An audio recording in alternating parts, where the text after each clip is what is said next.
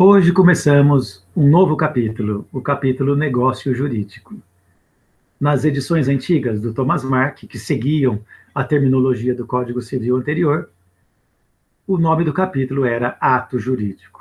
Tanto faz para nós. Nós vamos falar hoje do negócio jurídico, mesmo sabendo que alguns autores ainda usam a terminologia ato jurídico para se referir a essas situações que nós vamos definir como atos da autonomia privada. O que quer dizer isso? Toda vez que alguém faz uma norma para que ela própria cumpra, ou para que as pessoas próximas dela cumpram, e para que os juízes cumpram, quando um particular faz uma norma jurídica, e isso é possível, nós estamos diante de um negócio jurídico. Como é que um particular pode fazer uma norma? Desde quando um particular pode fazer uma lei? Né? Rigorosamente falando, o particular não pode fazer lei. Rigorosamente falando, lei é o que o povo aprovou em comício. E as normas jurídicas todas derivam dessa ideia de que são vontades populares que, por meios políticos, se manifestam como regras, como normas. Então, até agora, as normas jurídicas eram todas aquelas que estudamos por meio das fontes do direito. Eram as normas, os plebiscitos, os costumes, as leis, as constituições imperiais, os senados consultos, o edito do magistrado ou a jurisprudência. Modernamente são normas, ou genericamente são leis, né, são normas jurídicas, aqueles deveres instituídos pelos poderes políticos, né, que estabelecem as regras de conduta, né, na vida humana. Então, já estudamos o conceito de lei, já estudamos o conceito de norma e já tivemos a teoria da norma jurídica. Hoje, nós vamos ver uma lei diferente, uma norma diferente, né, que não é norma no sentido estrito da palavra, lei no sentido estrito de que se aplica a toda a sociedade, mas são aquelas regras que nós mesmos criamos para o nosso mundo privado. São os atos de autonomia privada. Essa expressão, autonomia privada, para se referir ao negócio jurídico, é muito didática. Ela revela bem a natureza do que é o negócio jurídico. Negócio jurídico, como diz a palavra em grego, autos nomos, né, é a norma feita por si próprio, é a norma feita privadamente, autonomia privada, particularmente para si próprio. Então, a autonomia são as regras que os particulares inventam, criam, né? E quando alguém, né, estabelece uma norma, essa norma precisa ser cumprida também. Claro que não será cumprida por toda a sociedade, mas deverá ser cumprida por algumas pessoas ou por ele próprio que declarou, por ele próprio que lançou a norma, né? Então, que exemplos nós poderíamos ter de negócio jurídico? De situações em que um particular declara alguma coisa, né, manifesta alguma vontade, e essa vontade vira norma que precisa ser respeitada, seja por ele, seja por alguém, seja pelo juiz. Quando é que nós, particulares, podemos fazer normas jurídicas que têm força obrigatória? Um juiz tem que respeitar um contrato como respeita uma lei. Um juiz tem que interpretar o texto de um testamento como se estivesse interpretando o texto de uma lei. Porque, na prática, é uma verdadeira lei, mas uma lei privada, uma lei que se aplica no âmbito privado para uma ou mais pessoas, mas não para toda a sociedade. Então, o que vem a ser esses atos de autonomia privada? Exemplos, né? Qualquer contrato é um exemplo. Os contratos são os melhores exemplos de negócio jurídico. Quando duas partes, né, chegam a um acordo sobre o que cada um deve fazer. Cada cláusula contratual estabelece uma regra, uma norma, e todos têm que obedecer, que estão envolvidos nesse contrato, têm que obedecer, né? Não sendo proibido, tudo que foi colocado naquele contrato, naquele negócio, todas aquelas regras devem ser obedecidas, né? Então, negócio jurídico são normas que o particular faz, né? Por exemplo, os contratos. Mas não são só os contratos. Qualquer declaração em qualquer área do direito civil. Então, por exemplo, no direito de família, se um pai reconhece um filho e declara que aquele filho é dele, naquele momento, aquela declaração dele cria direitos para ele, para a criança e para a sociedade. Então, uma declaração de alguém que gera direitos e deveres de outros ou dele próprio é um negócio jurídico. Ainda no direito de família, seja um reconhecimento de paternidade, seja um pacto antinupcial em que os noivos fazem para combinar sobre como será o regime matrimonial, aquele é um acordo que é uma lei para as partes. Aquela declaração de vontade vincula o declarante, vincula, né, a pessoa que declarou e tem que cumprir. Nos direitos reais, ou seja, nos direitos relativos aos bens, muitas vezes tem atos jurídicos que são praticados e devem ser cumpridos por quem declarou. Por exemplo, se eu declarei numa emancipatio em Roma, né, que eu sou proprietário de um bem diante do transferente, né, aquela declaração transfere o direito de propriedade para mim. Então, assim como a declaração num registro imobiliário, né, transfere a propriedade de um bem de uma pessoa para outra, numa emancipatio também, numa promessa solene também, num voto que eu faço aos deuses, prometendo que vou fazer um templo, eu sou obrigado a fazer depois um templo e cumprir a minha promessa. Então, toda vez que um particular declara alguma coisa e essa declaração o vincula, torna-se uma lei, torna-se uma regra para ele ou para outros, né, isso é um negócio jurídico. Quem fez a norma não foi o Estado, não foi a Assembleia, não foi a população, o povo em comício, mas foi o próprio particular. Os romanos não tinham um capítulo nos seus livros de direito sobre negócios jurídicos. Essa criação é moderna, é um conceito abstrato.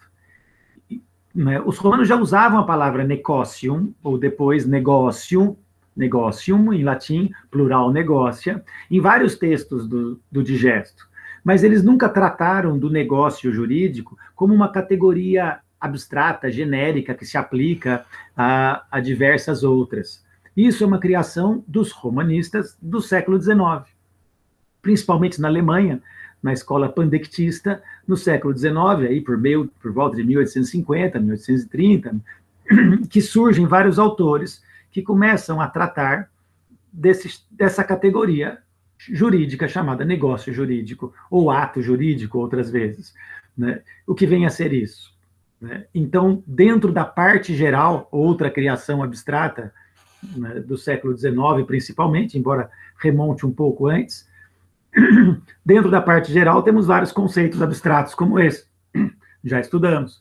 Norma jurídica, sujeito de direito, capacidade jurídica de gozo, relação jurídica, objetos de direito, né, direito subjetivo, direito objetivo, são todas categorias abstratas para se aplicar a infinitas áreas do direito. Como o negócio jurídico. Quando juristas concluíram que existia um negócio jurídico, abstratamente falando, ele estava pensando em criar um conceito que servisse tanto para o direito de família, para o direito obrigacional, como um contrato, um negócio jurídico, como poderia valer para o direito das sucessões, porque quando alguém faz um testamento, nomeando herdeiros e dizendo para onde vão os bens dele depois da morte, também é um negócio jurídico. Então, o negócio jurídico virou uma categoria genérica para se referir a todas as declarações de vontade que se tornam regras que devem ser obedecidas. Essa teoria do negócio jurídico é desenvolvida, né, por juristas, inicialmente, com uma perspectiva muito liberal, porque o começo do século XIX, na Europa, a Europa alemã e germânica em geral, mas a Europa em geral, estava sendo muito motivada por interpretações liberais da sociedade e da própria história. Então, os juristas liberais do século XIX e os primeiros códigos civis são muito reflexos dessa visão liberal do mundo. Né? O primeiro código civil francês é quando a França se torna liberal, é do período em que a França se torna liberal. como também os primeiros códigos civis europeus, né? E nessas interpretações liberais, os juristas romanistas, professores de direito civil e de romano ao mesmo tempo, quando leem o digesto, conseguem ler e interpretar nas fontes do digesto que existia na sociedade romana, e que deveria também existir para a sociedade liberal do século XIX, uma ideia de que todos nós somos livres até que haja alguma proibição. Aquele velho conceito de liberdade que aparece no digesto e que já analisamos no Status Libertatis, de que a liberdade é a faculdade natural de cada um fazer o que bem entende, desde que não seja proibido ou não haja uma força que impeça. Pois bem, essa mesma liberdade natural, os liberais gostam de projetar para o mundo romano e para o direito, para dizer que o campo do negócio jurídico é infinito. Os particulares têm a liberdade para realizar as regras que quiserem, definirem os negócios que desejarem, desde que não seja proibido pela lei. Ou seja, numa interpretação bem liberal do direito, nós podemos dizer que pacta sunt servanda, ou seja, de que nós nascemos com a faculdade de criar e desenvolver e realizar os contratos, e os contratos só vão encontrar uma resistência quando tiver alguma lei que proíba. Essa é uma interpretação liberal da sociedade, não é? Mas há outras interpretações também. Houve reações já na Europa do século XIX e começo do XX, reações jurídicas antiliberais, né, que procuraram colocar um freio nessa liberdade negocial de que tudo que o particular faz e não é proibido é permitido. E os intérpretes do direito romano, juristas do direito romano, como, por exemplo, a famosa controvérsia na Itália entre a visão de Vittorio Scialoia, que ajudou na redação do Código Civil Liberal, e a reação antiliberal de Emílio Betti, que é um outro jurista importante na teorização sobre o negócio jurídico. Muitos juristas civilistas, romanistas, começam a perceber que em Roma não havia tanta liberdade assim, né? Mas também não quer dizer que Roma era socialista, mas quer dizer que no direito os negócios jurídicos não nascem com essa liberdade. Ao contrário, ao que parece é que juridicamente apenas são aceitos em juízo para discussão judicial os negócios jurídicos que previamente tenham sido recepcionados pelo direito. Ou seja, né, existem duas grandes interpretações do direito, até hoje, e não somos nós que vamos dar a solução, não é o nosso método de trabalho, nós somos apenas, né, professores de direito romano, né? Mas existem duas grandes interpretações, uma que vê uma autonomia privada, ou seja, uma capacidade de o particular fazer normas com muita liberdade, desde que não haja proibição, desde que a sociedade não tenha limitado, e uma outra que interpreta em que a presença ou do aspecto social, ou mais tarde do aspecto estatal, é fundamental para que um negócio jurídico seja permitido. Ou seja, eu não posso criar o contrato que eu quiser, mas eu só posso exigir em juízo o cumprimento daqueles contratos que previamente foram autorizados, aceitos socialmente, seja pelo costume, seja pelo edito do pretor, seja pelas leis. De fato, essa tipicidade negocial, ela existia em Roma, mas isso não quer dizer que o pretor romano, de que os costumes romanos dirigiam a sociedade como um Estado forte socialista. Mas significava que os pactos dos particulares não podiam ultrapassar determinadas coisas. Não podiam ferir as normas jurídicas, como até hoje não pode ferir, o ato não pode ser ilícito, mas também, além de não ser ilícito, é preciso que aquele ato previamente tenha sido aceito socialmente. E os romanos eles vão liberando pausadamente, lentamente, que a sociedade vai aceitando aqueles negócios e reconhecendo no mundo jurídico. Aqui existe uma diferença muito grande dos tempos de hoje. Não dá para projetarmos para o mundo romano a nossa realidade. Na nossa realidade, se um país é mais liberal ou menos liberal, nós vamos ter um campo maior da autonomia privada, porque, né, nos países liberais, pacta sunt servanda, tudo que você fizer pode ser feito, desde que não haja proibição em contrário. Acontece que os próprios países liberais, como é o caso do Brasil, introduziram diversos limites a essa capacidade, essa autonomia privada. Por exemplo, o próprio Código do Consumidor estabelece regras necessárias em todos os contratos, né, de consumo. Isso impede que a vontade das partes criem outras coisas, porque as normas são muito cogentes em algumas matérias jurídicas. Mas, por outro lado, nós temos ainda muita liberdade contratual, né? Então, quando se criou o contrato do Uber, que não estava previsto plenamente no nosso Código Civil, mas também não estava proibido, então ele foi reputado como válido, né? E hoje nós praticamos esses tipos de contratos complexos, em que um é o intermediário, o outro, mas ele participa do lucro conforme o outro presta o serviço para um terceiro, etc. Ou seja, mesmo sendo complexo e não previsto em lei, não sendo proibido, é permitido, né? Então, hoje nós vivemos essa realidade. Nós temos esse princípio de que os pactos devem ser conservados desde que não fira a lei, né? Mas as sociedades, conforme vão se tornando menos liberais, começam a criar interferências para proteger socialmente a sociedade, proteger, portanto, os contratos de abusos no que diz respeito ao que interessa para a sociedade, né? Um outro mecanismo para limitar a autonomia privada é aplicar alguns princípios jurídicos que podem contrariar os princípios da liberdade contratual. Por exemplo, o princípio da boa-fé objetiva, que aparece no novo Código Civil, é uma demonstração de que, olha, nós podemos fazer, sim, contratos livremente, mas nós temos que preservar esse mínimo aqui, essa essência da boa-fé. Caso contrário, o negócio não vai valer, né?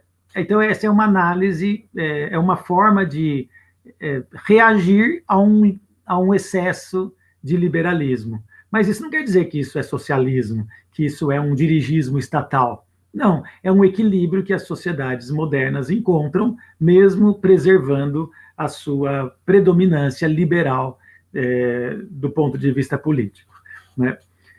Então, eu não vou resolver esse problema. Alguns olham para o direito romano e encontram várias fontes que demonstram que os romanos conseguiram se livrar da tipicidade contratual e dos limites ao contrato.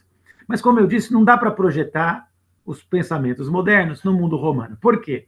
Porque se de um lado, em Roma, é verdade que os particulares só podiam exigir em juízo, perante o pretor, perante o juiz da causa, no Alto Império, ele só pode exigir em juízo o cumprimento dos contratos que já existem recepcionados na jurisprudência, no edito, na lei, mas, por outro lado, não quer dizer que os romanos não podiam celebrar contratos atípicos ou contratos que não tivessem proteção jurídica. Podiam, né? Então, tanto os contratos atípicos, com o passar do tempo, vão sendo admitidos e tendo proteção direta ou indireta, como também os contratos, né, que não estão previstos na norma jurídica, né, podem ser praticados, não são ilícitos, ainda que as partes que fizeram aquele contrato novo não possam ir a juízo reclamar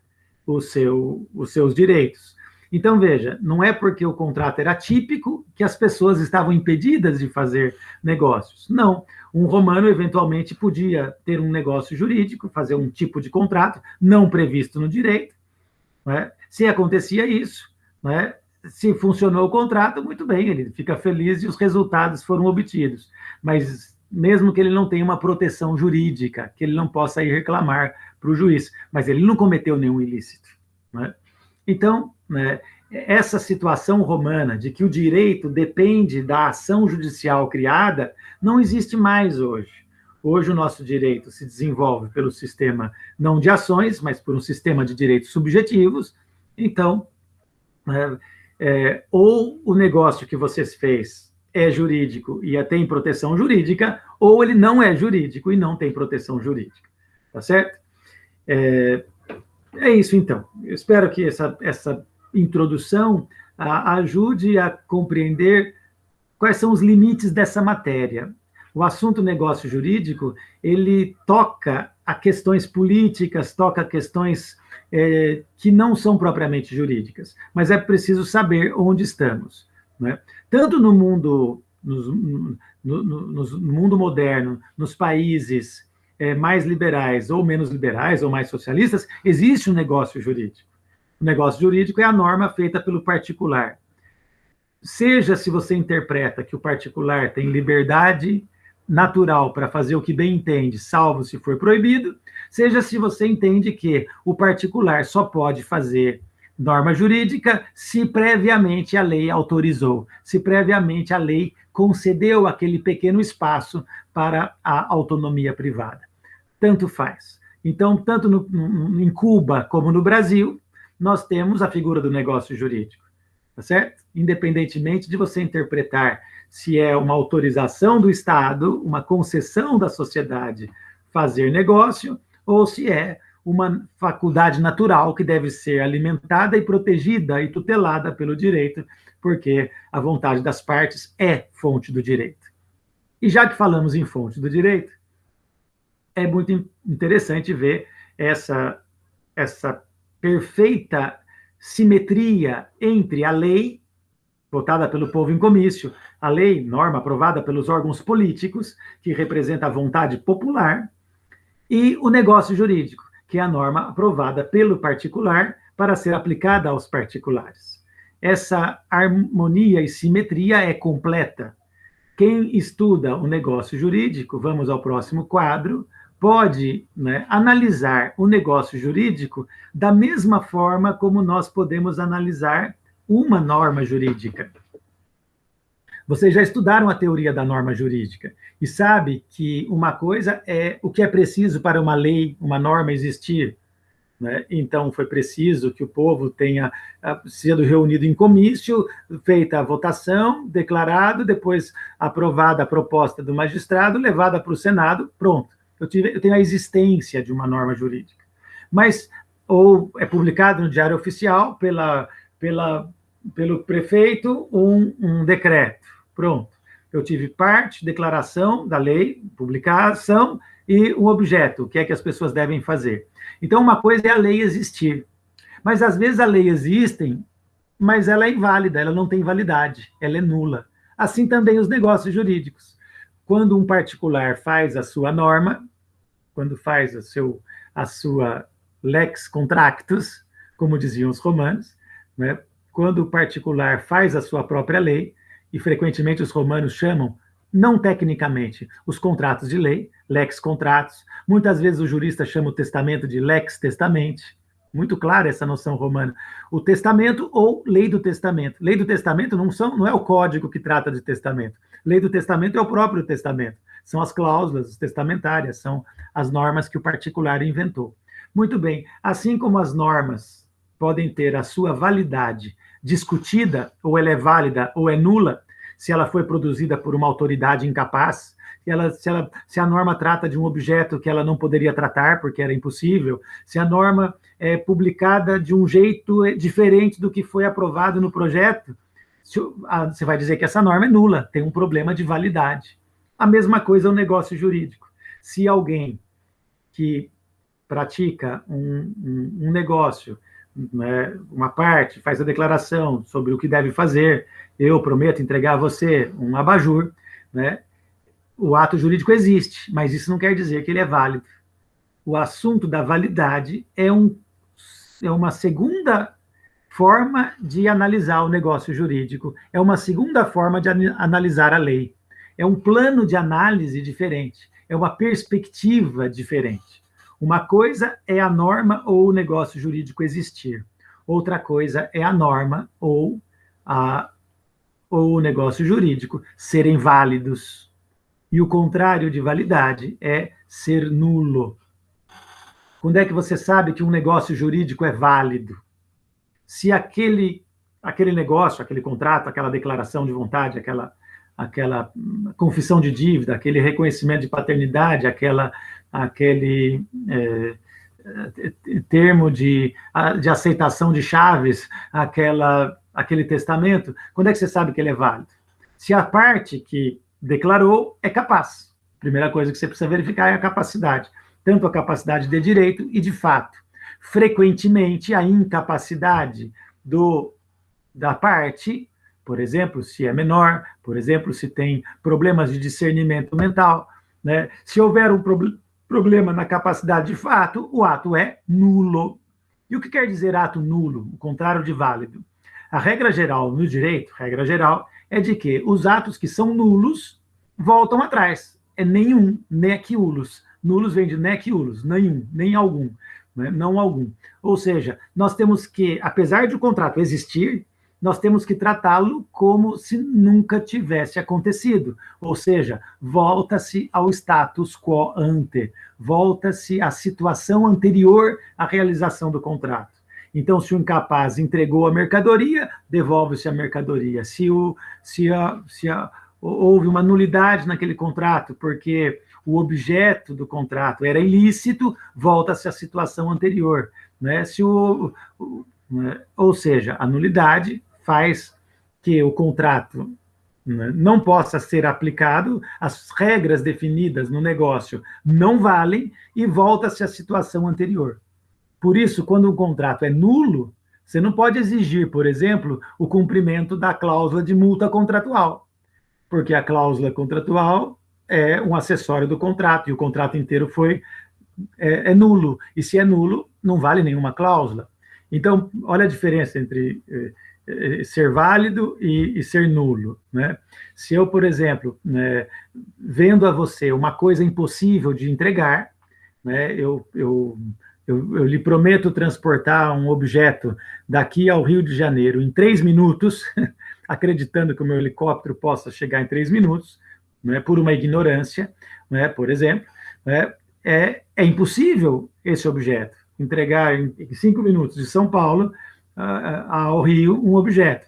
Então, esse contrato já é nulo por uma impossibilidade física. Sendo nulo por impossibilidade física, né, se tinha uma cláusula lá no contrato dizendo que se eu não entregar em 5 minutos eu pago R$1.000, né, o credor não pode exigir o cumprimento dessa cláusula, porque esse contrato é nulo e volta-se à situação anterior. E a situação anterior é como se o contrato não tivesse existido, tá certo? Então, a nulidade gera, né, o voltar à situação anterior. Essa é a regra geral. Então, por exemplo, se eu pratiquei um contrato com dolo, ou seja, eu enganei, por exemplo, o comprador, fingindo que existe, que aquele objeto que eu estou vendendo eu podia vender. Por exemplo, quando eu vendo coisa alheia sem autorização do dono e sabendo que o dono não quer vender, né, esse contrato é nulo. Né, então eu enganei e consegui convencer você a comprar esse mouse que foi furtado. O contrato é nulo. Se existiam cláusulas lá no contrato de que eu deveria entregar o mouse embalado, ou com pilha, ou de que eu pagaria uma multa, ou se o mouse estivesse defeituoso, você vai poder exigir o cumprimento dessas cláusulas? Não. O contrato é nulo, volta-se à situação anterior. O que você pode pedir em juízo é o seu dinheiro de volta e volta-se ao status quo ante, volta-se à situação anterior. É verdade que o dolo também é um delito, então pode gerar também o pagamento de uma pena, de um castigo, uma indenização, punição, ao mesmo tempo, contra mim, que agiu com dolo. Mas isso é uma outra história. O fato é que ato nulo volta à situação anterior, como regra geral. Então, e o que gera a nulidade do ato jurídico?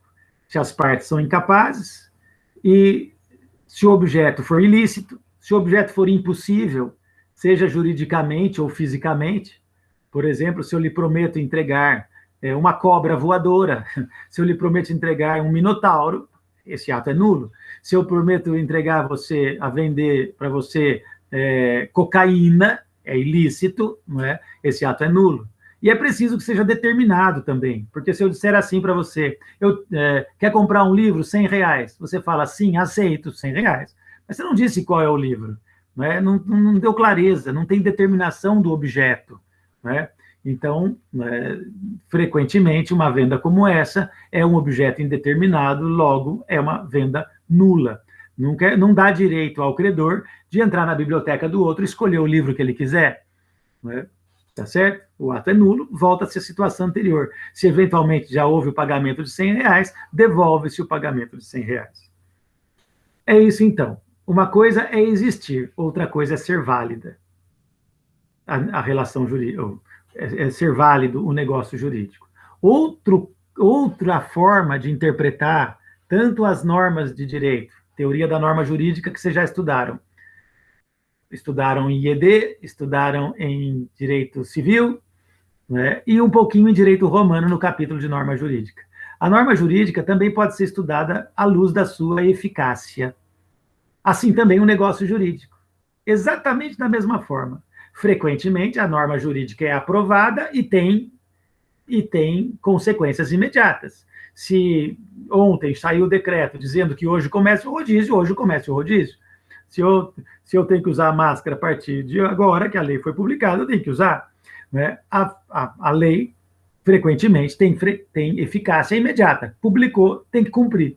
Mas, eventualmente, e muito frequentemente, vocês já estudaram, a lei pode ter a sua eficácia, né, prorrogada no tempo. Ou seja, né, o início da eficácia do ato da norma jurídica pode ser, né, postergada por meio da vacatio legis, por meio de um artigo da lei que vai dizer essa lei entra em vigor no dia tal, essa lei entra em vigor daqui a 30 dias. Né? Então, nós podemos ter artigos da lei que modificam tanto o tempo em que começa a produzir efeitos a lei, como o tempo em que para de produzir os efeitos a lei. Então, você pode ter uma cláusula na lei que estabelece uma vacatio legis, né? Então, essa lei entra em vigor daqui a 30 dias. Pronto, daqui a 30 dias todo mundo pode exigir o cumprimento dela. Enquanto isso, a lei existe, é válida, mas não tem eficácia, não produz os efeitos jurídicos principais esperados para que as partes possam exigir os seus direitos. Às vezes, a lei também contém uma data de encerramento da sua eficácia. Então, por exemplo, se a lei diz que no verão não pode se usar mais do que tantos litros de água, senão vai pagar uma taxa maior, né? Então a lei estabelece também um período em que, né, termina a eficácia daquela norma jurídica, no tempo. O negócio jurídico é exatamente a mesma coisa. Uma coisa é o ato jurídico existir ou ser inexistente. Outra coisa é ser válido ou ser nulo. Outra coisa é o ato jurídico ser eficaz ou ineficaz. Né? E quando é que o ato jurídico é eficaz? Como a lei, o ato jurídico, como regra geral, tem efeitos imediatos. Se eu fiz um acordo com você, você quer alugar a minha casa, você fala sim, R$ 200. Se eu não disse nada em contrário, a locação começa em seguida. Você já pode pegar a chave e entrar. Se eu vendi para você um livro e não disse o prazo, é porque na hora que eu fechei o negócio, imediatamente depois, comprei e vender à vista, imediatamente depois eu tenho que entregar a mercadoria e você tem que me entregar o dinheiro. Os dois têm esse dever. Né? É verdade que quem tem que pagar primeiro, mas não importa. A obrigação surge para os dois imediatamente. Como regra geral na compra e venda. Mas não é comum que os contratos sejam todos imediatos. Quando você faz um contrato de transporte, é imediato, você entra, faz o contrato e já exige o cumprimento. Quando você faz uma compra e venda na feira livre, o contrato é à vista. Mas se eu, por exemplo, compro um sofá, eu frequentemente tenho a cláusula dizendo que a entrega do sofá será depois de 30 dias. Pronto. O que quer dizer isso? Quer dizer que o contrato existe, é válido, mas ele não tem eficácia ainda. Se eu, Elcio, que já tenho direito, porque o contrato existe e é válido, eu já tenho direito subjetivo ao que o devedor me entregue o sofá, só que a eficácia está impedindo que eu possa exigir o cumprimento, porque ele ainda é ineficaz. Se eu entro com uma ação cobrando, o réu vai alegar que o contrato é inexistente? Não. O réu vai alegar que o contrato é nulo? Não, excelência, o contrato é nulo porque ainda não foi. Não, o contrato é válido. O que ele vai alegar é a ineficácia do contrato naquele momento. Ele não vai negar o direito da parte, mas negar o direito que ele possa exigir o cumprimento do contrato ainda. Né? Isso é o tema da eficácia. Então, a eficácia do negócio jurídico, assim como da norma, pode estar sujeita a um termo. A eficácia pode estar subordinada a um evento futuro certo. Termo é um acontecimento futuro certo. Por exemplo, um dia, uma data. Os romanos chamavam o termo de dias, que quer dizer uma data, um dia. Então, assim como a norma, né? A norma diz, essa lei entrará em vigor a partir de 1º de outubro. Pronto, é o termo. Termo é um evento futuro certo. O dia 1º de outubro não é um evento futuro? É, porque estamos em maio, junho, porque estamos em junho. O 1º de outubro é certo ou incerto? É certo, a gente sabe que vai ter um dia 1º de outubro. O mundo não vai acabar até lá. Né? Então, sendo um evento futuro certo, nós chamamos de termo.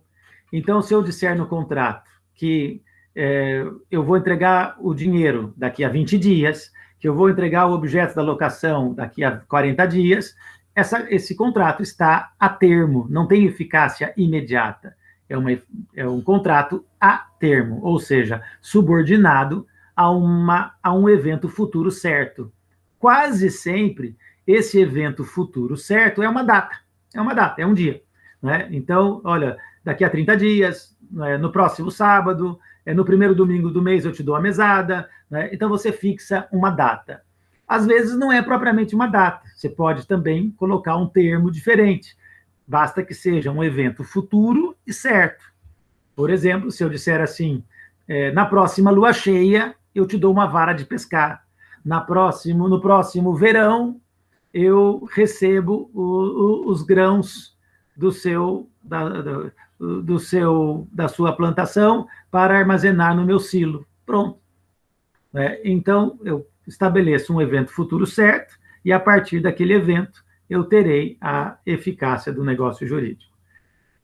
Outras vezes, o negócio jurídico é um negócio jurídico sob condição e não a termo. Quando isso acontece? Quando o evento futuro não é certo, como uma data, né? Mas é incerto. Então, por exemplo, hoje está muito frio. Olha, estou vendo que você não tem muita roupa de inverno. Se hoje cair menos do que 10 graus, eu te dou um casaco. Pronto. Então, eu fiz uma promessa de doação sob condição. Um evento futuro incerto. Se hoje cair a temperatura a menos do que 10 graus, nós não sabemos se vai cair ou não. Se cair, eu te dou o casaco. Se não cair, eu não te dou. Então, um negócio jurídico, às vezes, tem a sua eficácia, que era para ser imediata, modificada ou por um termo ou por uma condição. O termo é um evento futuro certo, uma data, ou a morte é certa. Então, se eu disser assim, quando o seu cachorrinho morrer, eu te dou outro. Esse é o termo. Por quê? Porque um dia o cachorrinho vai morrer, né? Então, não é um ato a termo. Agora, se eu disser assim, se o seu cachorrinho morrer nesse mês, eu te dou outro. Aí, o cachorrinho morrer neste mês é certo ou incerto? É incerto. Então, o negócio jurídico está sob condição. Se ele morrer nesse mês, eu vou lhe dar outro, mas se não for esse mês. Né? Então, negócio jurídico sob condição é aquele que tem uma cláusula acessória no contrato que modifica a eficácia. E o ato pode se tornar ineficaz se a condição não se realizar. Uma questão curiosa é saber quais são as consequências de um ato, de um negócio jurídico, em que a condição não se perfaz. em que a condição não se realiza. Os juristas romanos debateram muito, e isso é objeto de um dos casos práticos, eu não preciso explicar agora, né? Então, hoje apenas estou apresentando uma visão geral sobre o que é existência, validade e eficácia. 3 modos de você analisar um negócio jurídico ou analisar uma lei. E, para terminar essa primeira parte, essa parte introdutória à teoria do negócio jurídico, eu gostaria de falar sobre 2 aspectos que frequentemente aparecem nas discussões jurídicas. É o aspecto da efetividade da norma jurídica e o aspecto da legitimidade de uma norma jurídica. E, igualmente, para um contrato, a efetividade de um contrato e a legitimidade de um contrato. Então, o que vem a ser isso? O que vem a ser essas 2 formas de estudar os negócios ou as leis? Efetividade diz respeito ao fato de se as consequências produzidas por aquela lei surtiram o efeito desejado, o que a sociedade queria com aquela lei, né?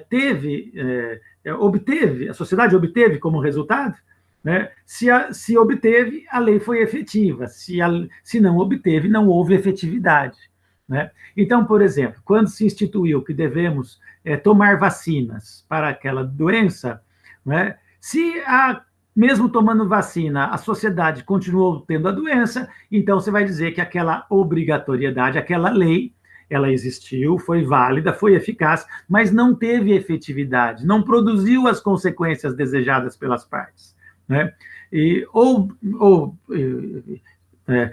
Foi instituída a delação premiada como uma forma de combater a criminalidade. Vamos ver, a prática da delação premiada nos últimos anos tem realmente ajudado a combater a criminalidade ou os índices continuaram iguais ou semelhantes? Se continuaram iguais, a lei não teve efetividade. Ela teve existência, ela tem validade, ela tem eficácia, o juiz é obrigado a aplicar, mas não produziu os efeitos desejados pela sociedade quando produziu aquela norma. Muito bem. Esse é um problema jurídico? Esse é um assunto que pode ser levado para análise nos tribunais?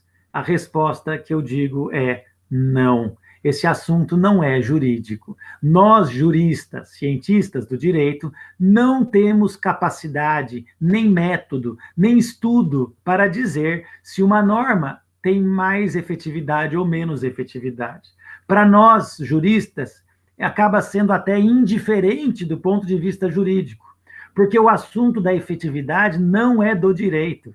É um assunto da política, é um assunto da economia, é um assunto da história, é um assunto que diz respeito a outras áreas, a sociologia, principalmente, a outras ciências, e não ao direito. Então, não compete a nós, juristas, tentar alegar ou transformar uma discussão jurídica em um problema de efetividade ou não. Isso é arrogar-se numa capacidade que nós juristas não temos. Então, nós precisamos tomar muito cuidado. Então, decisões, às vezes, até de Supremo Tribunal Federal, temos um ou outro ministro que frequentemente usa esse vocabulário, às vezes não, mas a gente tem que pensar se essa norma está sendo efetiva ou não, porque se ela não estiver sendo efetiva, é melhor não aplicar.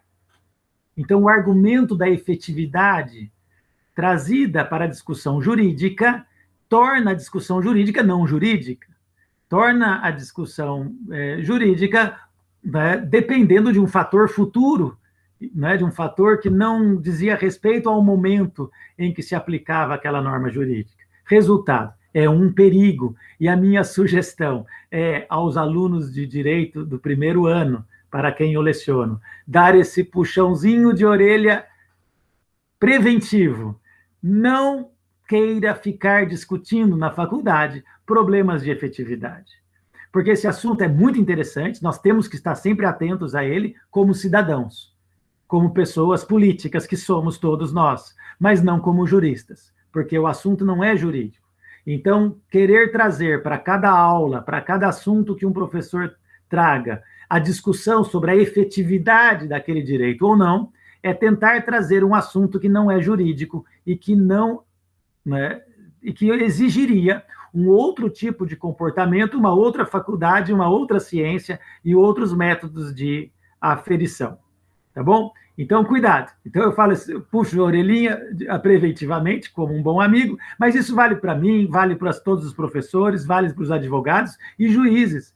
Frequentemente, a gente vê, assiste em programas televisivos, advogados ou juízes ou professores de direito sendo convidados para se manifestar, e o entrevistador pergunta sobre a norma, e o advogado fica falando sobre a efetividade. Não, mas essa lei não produz os efeitos por causa disso, por causa daquilo. Espera lá, esse não é um assunto para o jurista. Esse é um assunto para o sociólogo, para o historiador, para o analista social, para o economista, para o sanitarista, para saber se produziu os efeitos ou não, mas não para nós do direito. Tá bom? Então, a gente precisa tomar muito cuidado para não ultrapassar os nossos limites. Né? Já é muito difícil compreender o tema da existência, da validade, da eficácia. São muito difíceis. Né? E ainda se nós tivermos que estudar o problema da efetividade, da legitimidade, nós viraríamos deuses, não viraríamos cientistas. Né? A mesma coisa quanto à legitimidade. Também não é assunto do direito a questão da legitimidade da norma jurídica ou do contrato. Então, por exemplo, se 10 sócios resolvem comprar uma mercadoria para a sociedade, mas na hora de comprar, na verdade, não estava se preservando a vontade da maioria, mas foi mais de um que... Isso não é um problema nosso. Não é? A mesma coisa se a lei está gozando ou não está gozando de legitimidade. A norma jurídica que está existente, válida, eficaz, começa a ser questionada popularmente, ou ela foi votada, mas não teve adesão completa da sociedade, mas foi aprovada porque os representantes aprovaram, ainda que a norma não seja legítima. Nós temos muitas normas ilegítimas, normas que foram aprovadas pelo Congresso, sancionadas pelo presidente, mas que, se você consultasse o povo sobre aquela norma, ele seria contrário àquela norma. Né? Então, essa questão pode ser trazida no direito. Eu posso chegar para um juiz e falar assim: olha, seu juiz, o meu cliente não vai cumprir essa locação, porque se você perguntar para a sociedade inteira se, nesses casos, deve pagar o aluguel ou não, a sociedade vai dizer que não precisa pagar.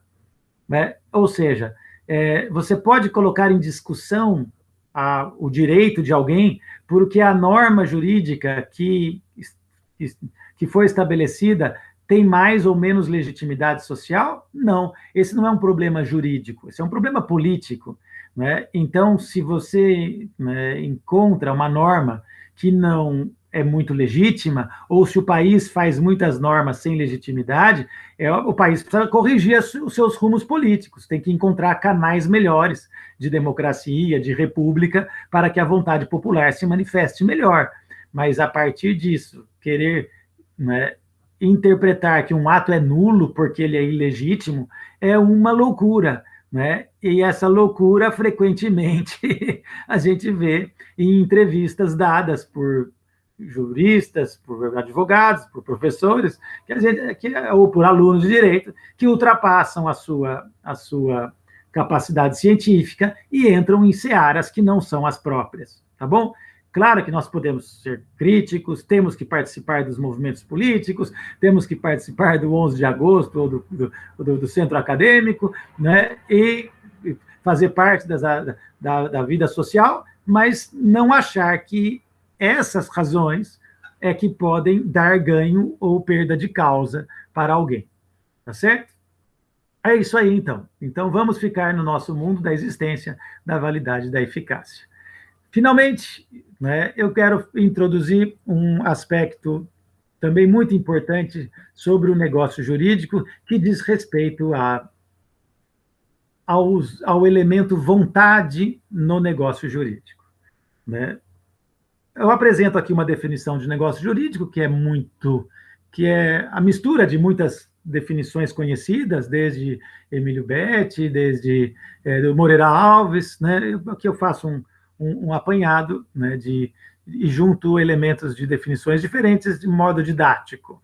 O negócio jurídico, é aquela declaração de vontade que visa a um fim prático tutelado pela ordem jurídica. Essa é a definição clássica, né? É toda manifestação da vontade que pretende, né, com seriedade, fazer alguma coisa, se empenhar alguma coisa, transferir um bem, ou obrigar-se a entregar um objeto, a fazer uma... E esse fim prático é um fim recepcionado, protegido, tutelado pela ordem jurídica, ou seja, não é ilícito, né? Não é ilícito, né? Socialmente reputada como vinculante, ou seja, na hora que você declarou aquela vontade declarada estava num ambiente, praticou um rito social que a própria sociedade reconhece como um ambiente vinculante, um ambiente de negócio. Existe o ambiente do negócio jurídico, né? Se você não estiver no ambiente do negócio jurídico, aquela declaração de vontade não é reputada vinculante, né? Se eu estiver aqui em sala de aula, dando um exemplo, né? O Tício aqui presente, né? Você aceita comprar esse mouse aqui, meu, R$ 10? Ele responde, sim, aceito, professor. Tem certeza? Tenho. Negócio fechado? Negócio fechado. Pronto. Terminou a aula. Ele pode exigir o mouse de mim? Não. Porque por mais que a gente tenha formalizado o negócio, socialmente sabe-se que o que é dado como exemplo em sala de aula não é vinculante, né? Essa declaração de vontade, né, na verdade, né, não só não era vinculante, como também o fim prático que eu queria não era transferir a propriedade do mouse, era também apenas dar um exemplo em sala de aula. Então é interessante, porque além de ter um fim prático protegido, eu preciso que socialmente exista um ambiente de negócio, né? Então, é muito interessante porque na antropologia, não no direito, que nós estudamos quais são os ambientes sociais em que as pessoas praticam os rituais para dizer que o negócio é sério, não é uma brincadeira, não é só uma conversa, não é só uma proposta, é uma vinculação. Quando é que eu sei isso? Cada sociedade dá o seu sinal. Então, em algumas cidades, se você não disser negócio fechado, parece que não fechou ainda, né? Se eu chego para o meu amigo e falo, que bonita a sua camiseta do futebol, quer vender para mim? Ele fala, eu quero, R$ 10. Falou, então, eu trago o dinheiro amanhã, tá bom? Tá bom. Tá fechado esse negócio? Em determinados ambientes sociais, não está fechado o negócio. Se o outro não olhar para os olhos do outro e falar assim, tá fechado? O outro fala, tá fechado. Negócio fechado, negócio fechado. Não existe um negócio ainda, porque existe uma espécie de social ritual, um ritual social, toda a sociedade tem, que reconhece que aquele ambiente é um ambiente jurídico. Por isso, muitos autores falam, e é um assunto muito interessante, que o negócio jurídico refere-se a uma espécie de ambiente de seriedade, que a própria palavra negócio inspira. Porque a palavra necocium ou negocium, o C vira G em latim, né? Nec quer dizer não, ócio quer dizer lazer, tempo de descanso, tempo de estudo, mas não é o tempo de não ócio. Não ócio, né? O contrário do ócio, o contrário do lazer, do descanso, é o trabalho, né? É o ambiente de negócio, o ambiente em que você está se vinculando, você está levando a sério, você não está no ócio, você está falando coisa séria, você não está só conversando dos seus desejos, você está expressando o que você quer, você está negociando. Então, o negócio, ele exige esse ambiente do não ócio, é uma palavra dada num ambiente sério, e toda a sociedade sabe qual é o ambiente sério. Isso é muito interessante, porque cada sociedade tem o seu ritual para dizer, estou em negócio. Seja o uso de uma gravata, seja o aperto de mão, seja o tapinha nas costas, é uma demonstração em cada sociedade de que aquele assunto não é brincadeira, é sério, né? Eu estou falando na frente de um comício, eu estou fazendo isso na frente de uma testemunha, eu estou fazendo esse acordo na frente do juiz, né? Então, existe o ambiente que está dizendo, esse é um ambiente socialmente em que se reconhece que você não está de brincadeira, você não está só de conversa fiada, você está em negócio, o não ócio. Curiosamente, em língua inglesa, a palavra que é usada para os negócios também é uma palavra que demonstra o não ócio. É a palavra business, né? Business, em inglês, né? É da ideia de busy. Busy é ocupado, é ocupação, né? Então, a pessoa que está em negócio é porque ela está ocupada, ela está num ambiente sério, ela não está no ócio, ela não está no lazer, ela está no momento em que a sua palavra vincula, em que a sua palavra empenha a sua responsabilidade. Tá certo?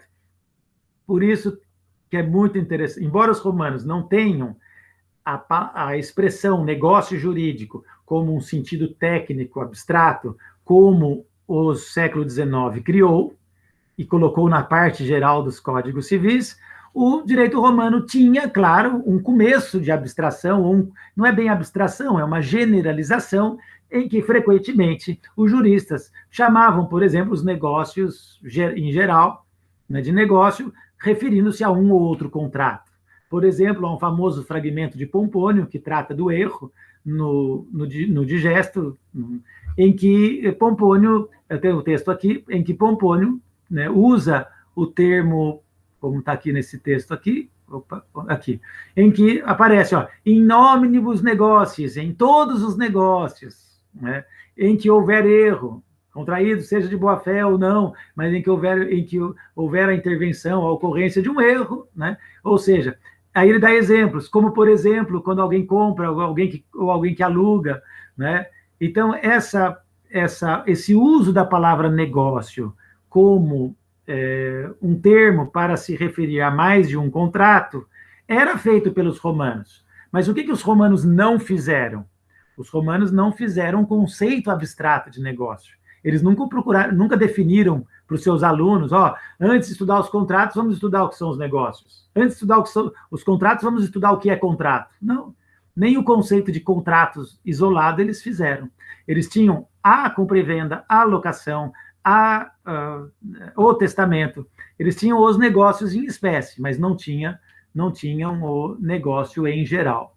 Então, voltando para aquela reflexão anterior, o negócio jurídico é um ato da autonomia privada, é a norma feita pelo particular, e os romanos também, embora não tenham criado uma abstração para dizer o que é o negócio jurídico, eles usavam genericamente também a palavra lex, já mencionei isso.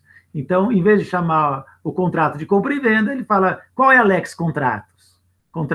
Qual é a norma desse contrato específico? Em vez de chamar o testamento de testamento, às vezes chama de a lex testamentis. É a norma do testamento, ou seja, quais são as cláusulas testamentárias. Muito bom. Então, agora que nós já sabemos que o negócio jurídico é uma declaração de vontade no âmbito da autonomia privada. É uma declaração em que alguém se compromete a um fim prático, a um entregar, a um fazer, a um deixar de fazer, que a lei não proíbe, é tutelado pela ordem jurídica. Né? Vimos também que o negócio jurídico pode ser estudado à luz da existência, validade e eficácia. Né? E agora falta falar apenas de um grande problema jurídico que existe por trás do conceito de negócio jurídico, que diz respeito à declaração ou à intenção. Mas antes disso ainda, né, tenham paciência, eu queria fazer mais uma referência. Apenas para mostrar como existência e validade e eficácia são coisas bem diferentes e para demonstrar como o advogado precisa tomar cuidado nas suas alegações. Então, por exemplo, quer ver agora a importância de um ato existir, mesmo que não seja válido? É importante saber se o negócio jurídico existiu, porque se ele não existiu, também não vai ter consequência nenhuma, mas se ele existiu juridicamente, ele já passa a ter consequências jurídicas, mesmo que ele seja nulo. Então, por exemplo, vamos imaginar que o Públio, né, que está aí assistindo a aula virtual fictícia agora, de que o Públio, né, faça um contrato de compra e venda comigo, vendendo a sua casa, vendendo uma casa, ou vendendo um terreno. E eu compro de Públio, né, pago, faço o contrato, pagamos, o contrato existe. Mas esse contrato é nulo. por alguma razão. Por exemplo, se Tício vendeu um terreno que não era dele e não contou nada para o dono. Por exemplo, era o Públio, né? Se o Públio me vendeu um bem e ele era incapaz, né? O ato jurídico existiu, mas ele é nulo.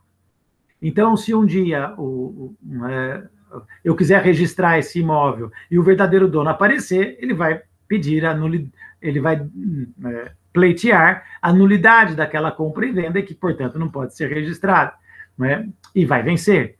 Né? Mas, apesar de ser um ato nulo, ele existe. E o simples fato de existir tem consequências jurídicas. Você quer ver? Por exemplo, há muitas espécies de uso capião. A usucapião é uma instituição que permite alguém que não é dono transformar-se em proprietário com o passar do tempo. Na maior parte das espécies de usucapião, tem mais de 10 espécies diferentes, em quase todas elas a lei exige, por parte daquele que vai adquirir a propriedade, exige dele uma coisa que se chama justo título. O que quer dizer isso? Um ato jurídico existente anteriormente que justificou o ingresso na posse dele.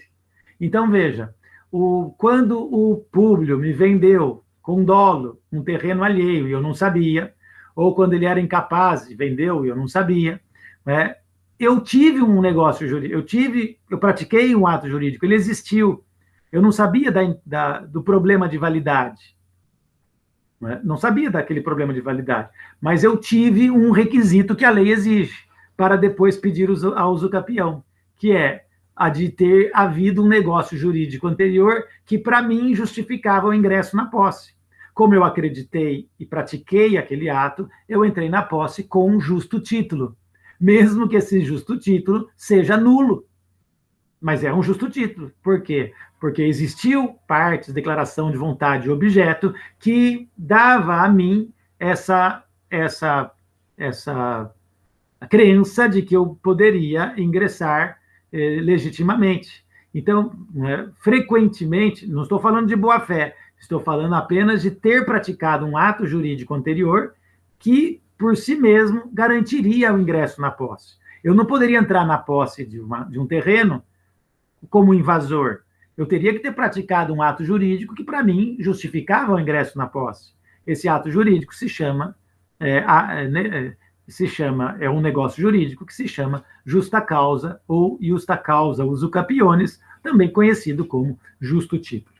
Então, veja que não é porque o ato é nulo que ele não tem consequências. Se ele é existente, ele tem consequências jurídicas, mas por ser nulo, né, em determinadas situações, né, volta-se ao estado, na maior parte das vezes, volta-se ao estado anterior em relação àquele ato. É isso aí.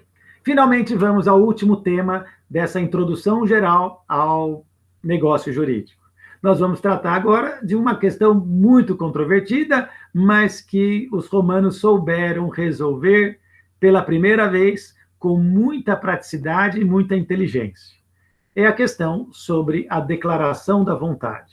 Nós vimos que o negócio jurídico é a declaração, a manifestação de vontade de alguém, né, transformando uma vontade em norma jurídica, que deve ser obedecida. Nos negócios jurídicos, o que é que vale mais? A declaração da vontade ou a intenção das partes?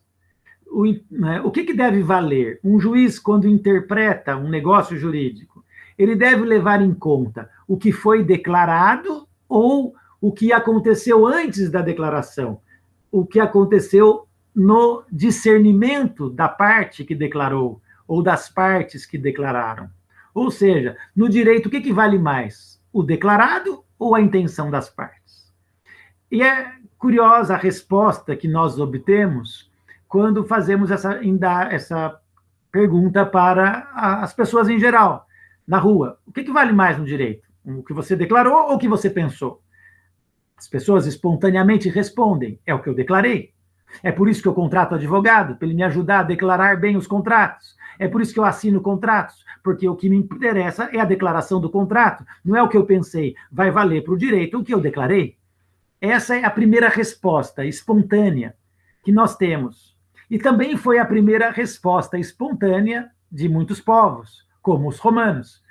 Os romanos, por muito tempo, né, por praticamente 700 anos, para os romanos, a declaração era essencial. Os atos jurídicos, os negócios jurídicos eram, na sua maioria, inclusive, não só valia a declaração, como era obrigatório que a declaração fosse formalizada. Não é uma declaração qualquer, era necessário pronunciá-la verbalmente, com palavras certas.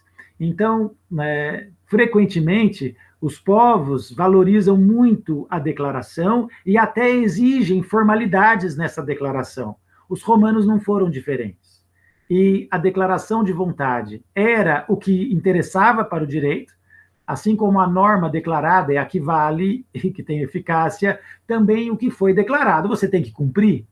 Ninguém mandou declarar, mas se você declarou, você que assume todos os riscos da declaração. Por isso a palavra é tão importante no mundo romano arcaico, antigo, ou até do começo e meados da República. A declaração é fundamental. E você nem pensava na intenção das partes, você só pensava na declaração. Né? Tem muitas vantagens de a sociedade atual, o povo em geral, acreditar nisso e o povo romano agir daquela forma de que é importante a declaração. Porque as coisas declaradas solenemente, elas passam a ser conhecidas por todas as pessoas. E quando todas as pessoas conhecem bem aquela declaração, porque foi formalizada, foi a oportunidade que houve no momento do negócio de a sociedade controlar aquele negócio. Porque o que é declarado é ouvido e sentido por várias pessoas. Então, se a sociedade observa a declaração, a sociedade só vai permitir que as pessoas declarem se for alguma coisa honesta e aceitável socialmente. Né? Então, a formalidade negocial antiga era uma forma de a própria sociedade controlar a qualidade do negócio, controlar para ver se um não está enganando o outro. Né? Ninguém vai conseguir enganar o outro publicamente e solenemente. Né? Então, ninguém consegue vender um objeto falso ou um objeto com defeito, escondido, se ele faz isso na frente de todo mundo observando. Então, os negócios jurídicos, na origem, frequentemente eram negócios jurídicos que levavam em conta apenas a declaração e a solenidade que protegia essa declaração de eventuais problemas. De modo que, se alguém publicamente praticou um ato, e esse ato estava...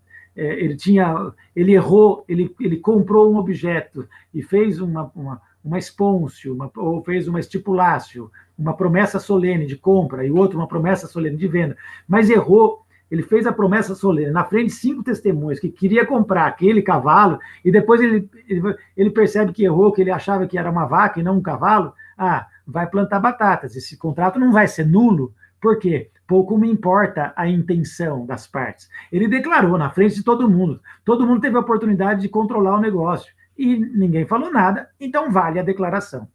Muito bem. Esse é o sentimento popularesco até hoje, de que a declaração é o que vale para o direito, e a intenção importa menos, e essa também era a visão romana por muito tempo. Até que o primeiro século antes de Cristo traga inúmeras mudanças sociais e de pensamento das pessoas. O primeiro século antes de Cristo, naquela visão do filósofo Nietzsche, é o século da apoteose da vontade. Ou seja, o ser humano descobre a importância da intenção, da vontade, da força da vontade.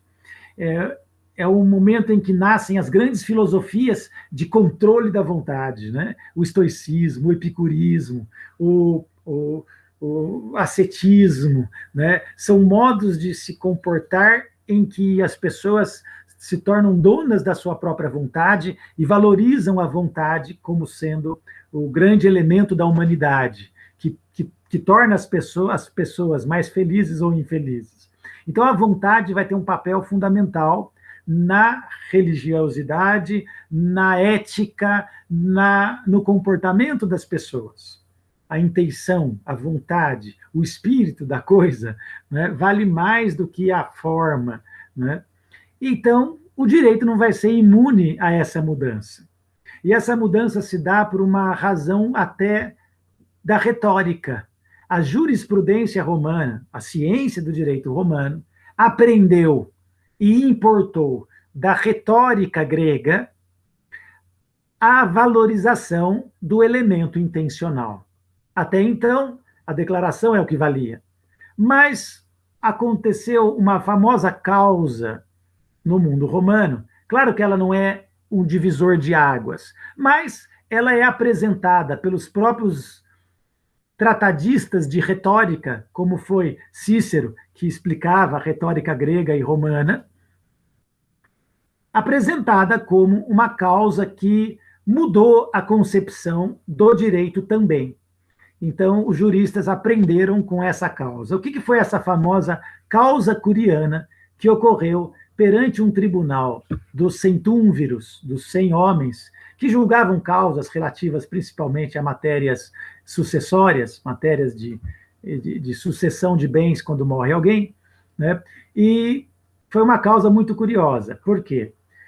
Estamos no primeiro século antes de Cristo, ainda prevalece em Roma os negócios formais, ainda em Roma a declaração é muito importante. Então, o caso foi o seguinte: um certo Copônios, Marcos Copônios, que era um homem riquíssimo, riquíssimo, de família política muito importante em Roma, ele fez um testamento quando a sua mulher estava grávida. Ele fez um testamento, percebendo que a mulher estava grávida, ele resolveu deixar como herdeiro dele o filho que estava por nascer, o nascituro. Normal, até hoje pode ser feito isso. Eu posso nomear herdeiro e deixar muitos bens para um nascituro, não há nenhum problema. Então ele fez um testamento e instituiu como herdeiro dele o filho que estava por nascer, o nascituro. Mas pôs mais uma cláusula no testamento. E veja que os testamentos em Roma são muito formais. Eles frequentemente são feitos em praça pública, declarados em comício, ou são feitos de alguma forma muito solene.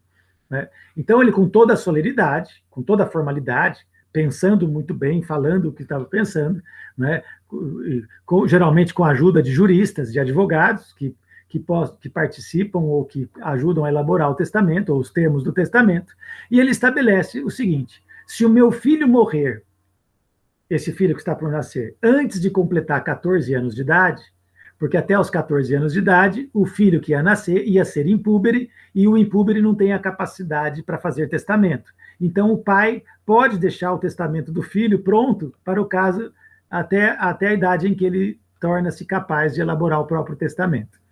Então, o que ele fez? Ele fez uma substituição testamentária, dizendo assim: eu quero que o meu filho seja, o que está por nascer, seja meu herdeiro, mas se ele morrer antes de completar 14 anos de idade, antes de atingir a puberdade, eu quero que o herdeiro de todos os bens sejam o Curius, o Manius Curius, o Manius Curius, que era uma pessoa da confiança dele, parente dele, inclusive que tinha sido nomeado tutor no testamento, tutor do filho que estava para nascer. Então ele disse com toda clareza: olha, quando eu morrer, eu quero que os meus bens vão para o meu filho que está por nascer, e se o meu filho que está por nascer morrer antes de completar 14 anos, todos os bens vão para o Manius Curius. Ele escolheu quem seriam seus sucessores.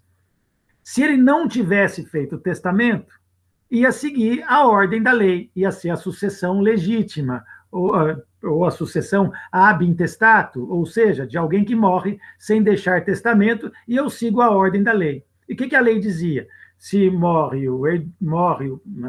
alguém e não deixa testamento, os bens vão para os parentes mais próximos, os agnados mais próximos. Os agnados mais próximos eram parentes dele, irmãos ou outros filhos, não importa quem, que receberiam os bens da herança, não seguindo o negócio jurídico testamento, mas seguindo a ordem da lei.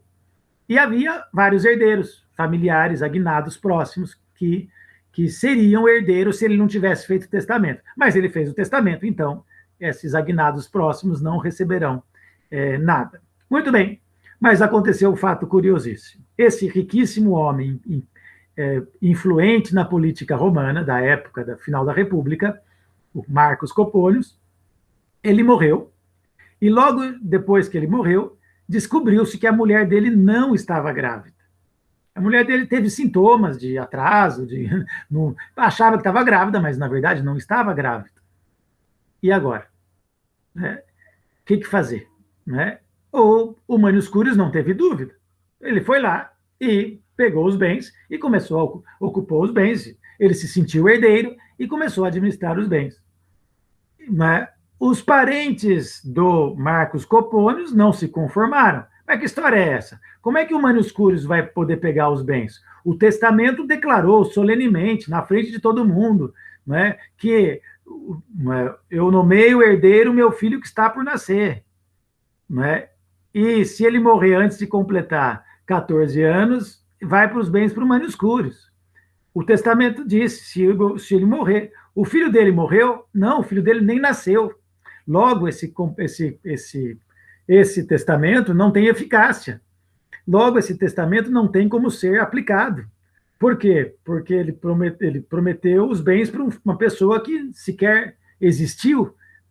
Então, se o filho não nasceu, não morreu. Logo, não dá para cumprir a cláusula testamentária declarada solenemente, inteligentemente, que o testador fez, dizendo, se o meu filho morrer. Ora, o filho dele não morreu, então como é que vai mandar os bens para o Manius Curius? O Manius Curius, mas mesmo assim, Manius Curius entrou na posse dos bens. Os herdeiros do Copônio não aceitaram, dizendo que o testamento não tinha como ser aplicado, logo eles que devem receber herança.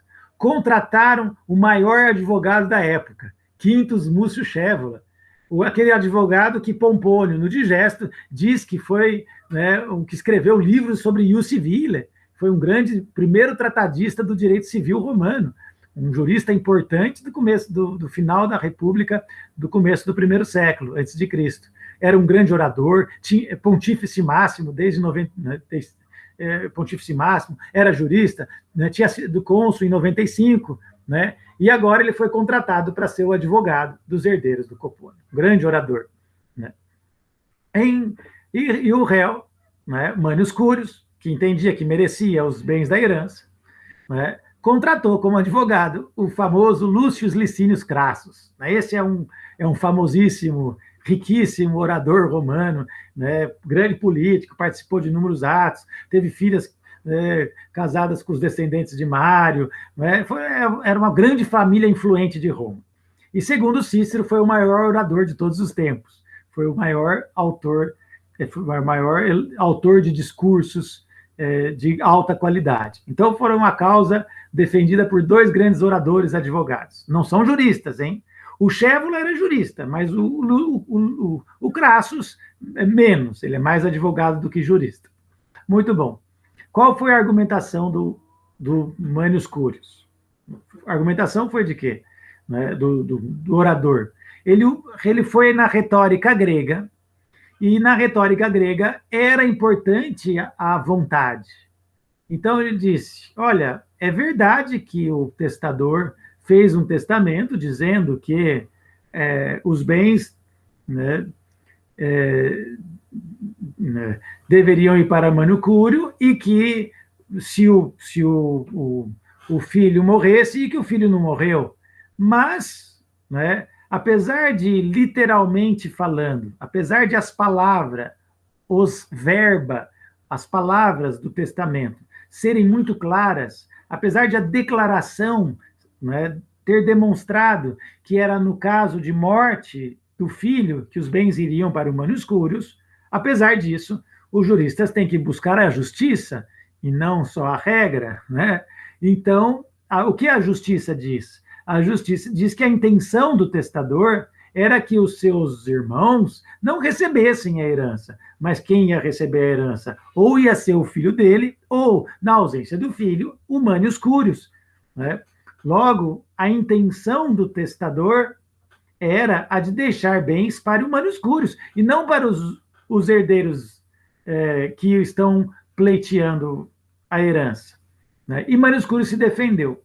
Para nós, da ciência do direito, pouco importa quem ganhou a causa, pouco importa, né, como é que os centúmviros, os 100 homens que julgavam essa causa, as causas mais complexas não eram dadas para um iudex, para um árbitro, mas para esse tribunal de 100 cidadãos romanos. Não importa se o Crassus ganhou ou perdeu a causa. E, no caso, ele ganhou a causa. Tá? Ele ganhou a causa. Uma causa vencida não forma direito em Roma. Não é porque o Licínio Crasso ganhou a causa que, a partir de então, o direito romano mudou. Não é verdade isso. Mas essa argumentação trazida no processo real, de fato, prático, né, comoveu os juristas também. Esse argumento da retórica de que a vontade é mais importante do que a declaração acabou sendo incorporada no direito. E muitos pretores ou juristas passaram a admitir a discussão da intenção das partes, mesmo que seja diferente da declaração. Resultado: quando a intenção, a vontade, ganhou um peso nos negócios jurídicos, começaram a surgir os chamados vícios do ato jurídico, os vícios da intenção, também chamado vícios da vontade, né? Então, a vontade introduzida como um elemento fundamental nos negócios jurídicos, né, no primeiro século antes de Cristo, principalmente nos negócios jurídicos mais típicos, na compra e venda, na locação, no empréstimo, né? Em si, uma parte, né, tinha uma intenção e declarou outra, então o direito vai reputar aquele negócio nulo, tem que voltar à situação anterior, né? Então veja que em 80 a.C., se alguém declarasse solenemente uma coisa, mas ele declarou porque foi coagido a declarar, não porque fosse a intenção dele, mas porque alguém disse, olha, vai lá e declara que você quer fazer essa doação, senão eu mato seu filho. Pronto. Quem faz uma declaração, por mais solene que seja a declaração, por mais clara que seja a declaração, essa declaração foi feita sem que houvesse uma intenção de fazer, foi uma declaração obtida por coação, por vis, por força, então esse ato é nulo. Ora, depois, logo em seguida, um pretor também introduz não só a coação, mas introduz o dolo. Se alguém num negócio jurídico, numa compra e venda inicialmente, depois foi se expandindo para os outros negócios, se alguém num negócio jurídico engana o outro, induz o outro a erro, diz que quer comprar esse livro, mas não fala que as páginas dentro estão em branco porque estão com defeito, se alguém induz alguém ao erro, se alguém com malícia, com calíditas, com circunvêncio, alguém engana, alguém com falsidade, leva o outro a declarar o que não é bom para ele, o que é prejudicial a ele, esse erro induzido por um dolo de alguém gera a nulidade do ato jurídico. Por quê? Porque ele está declarando que está vendendo um objeto de ouro, mas ele sabe que está entregando um objeto de latão. Então, essa divergência entre a declaração e a intenção gera a nulidade do ato jurídico. Ora, então, quando a gente fala hoje, o que é mais importante, a intenção ou a declaração? Nós temos que entender, o mais importante é a intenção. Ah, mas então quer dizer que eu não preciso contrato. Então quer dizer que quando eu celebro um contrato hoje, pode ser que esse contrato seja depois anulado, porque não foi. Então tome cuidado para que não haja vícios de consentimento, vícios da vontade, porque se houver vício da vontade, aquela declaração é nula, né? Ainda bem que é assim. Ainda bem que é assim. Ah, então eu não vou mais contratar advogado para fazer contrato, porque contrato não vale nada. Eu não disse isso. O contrato, a declaração, vale muito. É a partir da declaração que a gente começa a interpretar um negócio jurídico. A declaração, o que foi declarado, ainda é muito importante para o direito. Até prova em contrário, a declaração é válida. Mas se alguém quiser demonstrar que aquela declaração não resultou da vontade, o ônus da prova é dele. Então, os atos jurídicos valem a partir da declaração. A declaração, a forma, a literalidade tem importância no direito. Claro que tem. É muito importante que o seu contrato seja muito bem escrito. E é isso que vai ser aplicado, né? Quanto mais revestido de clareza, mais fácil é a aplicação daquele contrato. Mas também tome cuidado, porque se houver uma falsidade, um erro, né, uma declaração motivada por algum desses fatores graves, como o erro, dolo, a coação, a simulação, a fraude, a lesão enorme, esses casos que são vícios da vontade, vícios do consentimento, são casos em que aquele problema na vontade inquina, né, macula, prejudica o negócio jurídico. Tá certo? Então, essa causa curiana, ela acabou ficando famosa porque demonstrou a importância da voluntas, da vontade, da intenção, também usada a palavra espíritos, né, sobre a declaração. Volto a dizer, a declaração é muito importante. Formal ou não formal, o que você declarou é o que deve valer, até se prove em contrário, até que alguém demonstre ter havido um vício do negócio jurídico. Não é que até alguém demonstre, até que exista. Se existiu um vício da vontade, o ato é nulo. Né? E é claro que, né, o ônus da prova é de quem alega essa existência do erro, do dolo, da coação, da simulação ou da fraude. E assim o direito ganhou um grande desenvolvimento. E agora, finalmente, o negócio jurídico, como categoria, foi inventada pelos modernos. Os romanos não fizeram um tratado sobre o erro, um capítulo sobre o dolo, propriamente, mas analisaram o erro, o dolo, a coação, no âmbito de cada contrato. Né? O dolo, por ser também um delito, até ganhou um capítulo à parte também. Mas quando em matéria negocial, o dolo era visto como um elemento específico para cada negócio jurídico. Dentro de cada negócio, você estudava eventualmente a possibilidade de ter havido dolo, ter havido erro. Não havia um tratado geral sobre esses assuntos.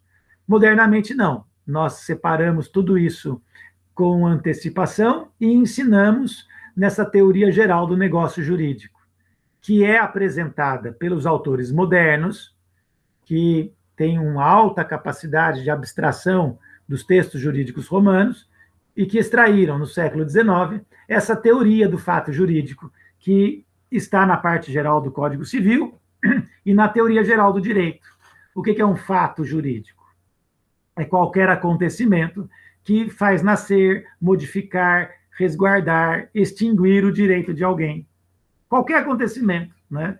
Então, né, um contrato é fato jurídico? É um fato jurídico, num sentido amplo, porque o contrato faz nascer direito entre as partes. Ou a chuva, que está chovendo agora, né, curiosamente, está chovendo, é um fato jurídico, porque frequentemente é um fato jurídico, porque ela pode, por exemplo, extinguir a propriedade de um objeto. Eu pus um papel, um livro lá no quintal e a chuva o decompôs, eu perdi a propriedade. Se a chuva gerou nascimento, perda, extinção, né, ou modificação do direito de alguém, ela foi um fato jurídico. Agora, se foi uma chuvinha qualquer, que não mudou nada, ninguém teve mais ou menos direitos por causa dela, então não foi um fato jurídico. Fato jurídico é aquela hipótese prevista na norma jurídica que se concretiza na realidade. Então, o que foi previsto na norma, né, para gerar direito, extinguir direito, modificar direito, aquela previsão aconteceu, vai produzir os efeitos previstos na norma.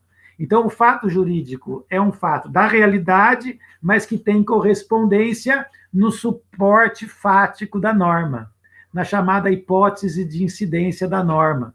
É a teoria da fata specie, né, da fata specie, né, ou uma teoria ou em alemão, Tatbestand, né, que é a teoria de que a norma jurídica, toda norma jurídica, tem a previsão de um fato hipotético. Esse fato hipotético, se acontecer na realidade, é o fato jurídico. É o fato que fez nascer, mudar ou extinguir o direito de alguém.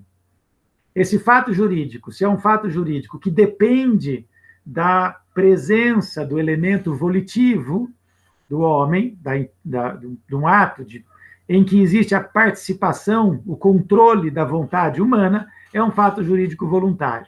Se ele não depende desse controle humano, né, é um fato jurídico involuntário, também chamado fato jurídico no sentido restrito, ou fato jurídico material. Por isso, cuidado. Às vezes, quando um jurista fala, isso é um fato jurídico, você precisa entender se ele está falando no sentido amplo ou no sentido restrito. Às vezes, ele está falando no sentido restrito. É o fato jurídico involuntário. Por exemplo, a idade, né? O tempo. O tempo é um fato involuntário, não depende da gente. Né? Então, a partir dos 18 anos, você ficou capaz? Bom, esse é um fenômeno involuntário, não dependeu da participação da vontade de ninguém. Né? O terremoto é um fato jurídico involuntário, não dependeu, não estava na esfera de controle de ninguém.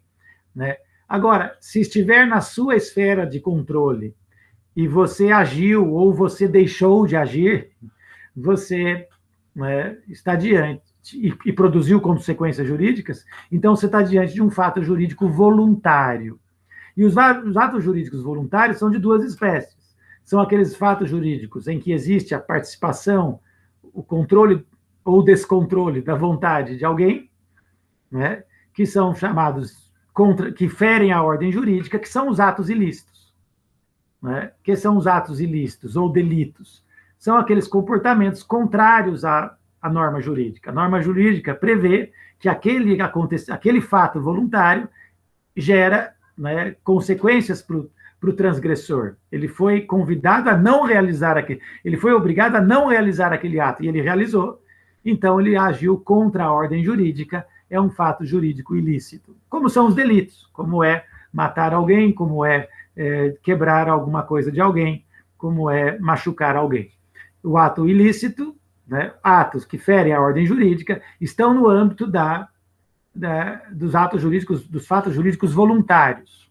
Preste atenção aqui, porque se eu estou dirigindo meu automóvel e resolvo de propósito bater em alguém, foi um fato jurídico voluntário ilícito.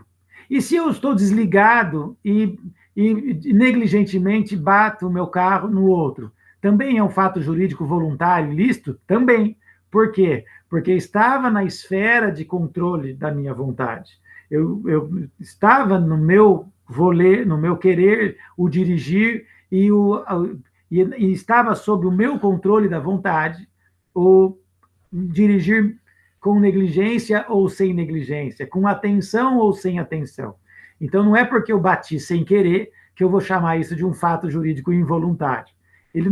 Nessa classificação de negócio jurídico, a palavra voluntário tem um significado um pouco diferente do que normalmente a gente dá.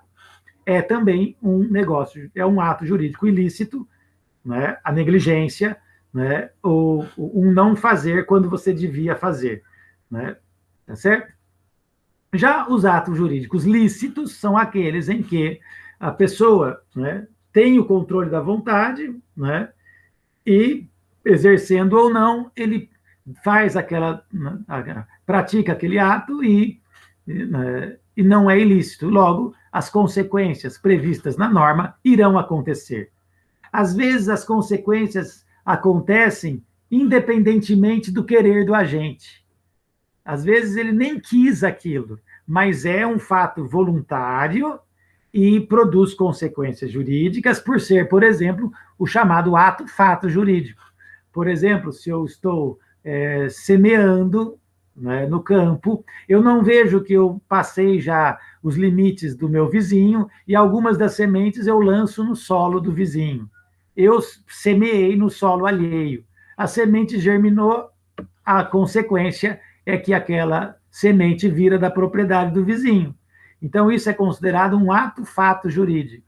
Ao mesmo tempo que tem um elemento de voluntariedade, está no meu é um ato praticado por alguém no controle da sua vontade, eu estou semeando, mas também existe uma consequência que não dependeu de uma declaração minha, não depend, mas dependeu exclusivamente de uma consequência prevista na lei. É o ato-fato jurídico. Né? Mas não me importam essas espécies de atos jurídicos lícitos. Importa-me apenas o negócio jurídico. E o negócio jurídico, então, tem a sua ubicação, a sua sede, a sua localização no contexto do direito como uma subespécie de fato jurídico. O negócio jurídico é um fato jurídico voluntário, lícito, em que alguém declara algo que não é proibido, que é tutelado pela ordem jurídica e que deverá, portanto, ter o seu cumprimento, seja por ele, seja por outra pessoa.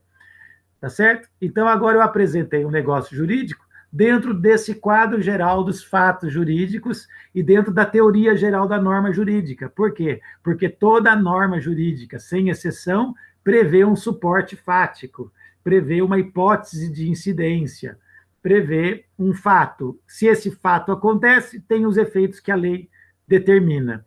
Quando esse fato foi promovido pela vontade de alguém que declarou e criou consequências dessa declaração, estamos diante do negócio jurídico. Com isso, meus caríssimos alunos do primeiro ano, eu encerro essa introdução geral ao negócio jurídico. Muito obrigado.